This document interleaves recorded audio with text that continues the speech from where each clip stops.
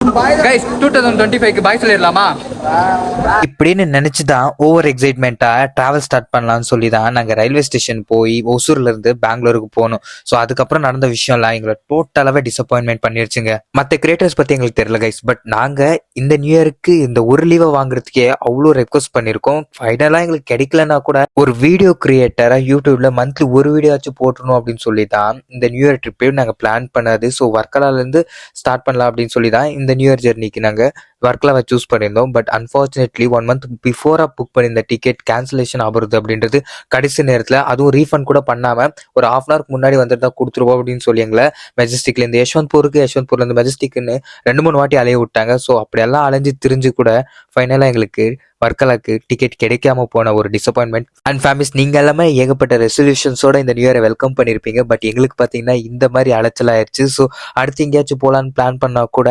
எங்களால் பட்ஜெட்டை ஓகே பண்ண முடியாம கடைசி நேரத்தில் பெங்களூர்லேயே நாங்கள் சின்ன சின்ன விளாக்ஸ் பண்ணிட்டு வர வேண்டியதா போச்சு. ஸோ அந்த விளாக்ஸ்லாம் அடுத்தடுத்த வீடியோவில் நான் அப்லோட் பண்ணுறேன். இந்த ட்ரிப்கான பிளானை ஸ்டார்டிங்லேருந்தே நாங்கள் ஏகப்பட்ட மிஸ்டேக்ஸ் பண்ணியிருந்தோம். கன்ஃபர்மேஷன் இல்லாமல் ஃப்ரெண்ட்ஸ் எல்லாருமே வராங்க அப்படின்னு சொல்லி லாஸ்ட் டைமில் வராமல் போனது, அண்ட் டிக்கெட் புக் பண்ண டைமுக்கு எங்களால் போக முடியாமல் போனது, ஸோ டிக்கெட் கேன்சல் ஆனது, ரீஃபண்ட் வாங்க முடியாமல் போனது, இதெல்லாமே ஒரு லெசன் தான். அண்ட் ஃபேமிலிஸ், அடுத்த வாட்டி இதே மிஸ்டேக்ஸை ரிப்பீட் பண்ண மாட்டோம். உங்களோட நியூ இயர் செலிப்ரேஷனை எங்கே செலிப்ரேட் பண்ணீங்கன்னு சொல்லி கமெண்ட் செக்ஷனில் சொல்லுங்கள். நம்ம பேஜை ஃபாலோ பண்ணிக்கோங்க. அண்ட் பெங்களூர் மெட்ரோ ஸ்டேஷனில் பார்த்தீங்கன்னா நியூ இயர் வெல்கம் பண்ணுறதுக்காக எல்லாரும் கத்திட்டு இருந்தோம்னு நினச்சிட்டு இருந்தோம். பட் பார்த்தீங்கன்னா எல்லாமே ட்ரிங்க்ஸ் பண்ணியிருந்தாங்க போல இருக்கு.